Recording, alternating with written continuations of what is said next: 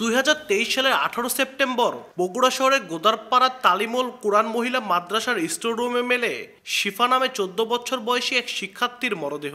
প্রাথমিকভাবে ঘটনাটি আত্মহত্যা হিসেবে ধরে নেয় সবাই। ঘটনার 1.5 বছর পর ময়নাতদন্ত প্রতিবেদনে মেলে চাঞ্চল্যকর তথ্য।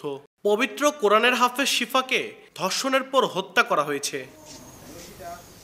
শিফার মৃত্যুর পর একটি অপমৃত্যু মামলা হয় থানায়, কিন্তু দীর্ঘ সময় পর গত 18 মার্চ ময়নাতদন্ত প্রতিবেদন আসে পুলিশের হাতে। পুলিশ জানায়, প্রতিবেদনে শিফাকে ধর্ষণের পর হত্যার কথা উল্লেখ করা আছে। 25 মার্চ শিফার পরিবারের পক্ষ থেকে একটি মামলা নেয় পুলিশ। তবে এখনও এ ঘটনায় কাউকে শনাক্ত বা গ্রেপ্তার করা যায়নি।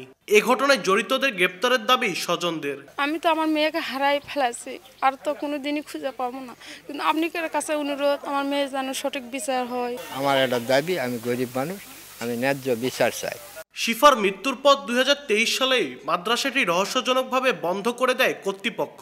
তবে প্রতিষ্ঠানটির পরিচালকের দাবি, শিফার মৃত্যুর সঠিক বিচার চান তারাও। প্রকৃত যে দোষী দোষ করে থাকে তার সুষ্ঠু তদন্ত বিচার হোক, এটা আমরা চাচ্ছি। ঘটনা তদন্ত চলছে। পুলিশ বলছে শীঘ্রই এ মামলার রহস্য উন্মোচন করতে চান তারা। আমরা একজন তদন্তকারী কর্মকর্তা নিয়োগ করছি এবং নিয়মিত মামলা হিসাবে সেটা এজাহার হিসাবে গ্রহণ করছি।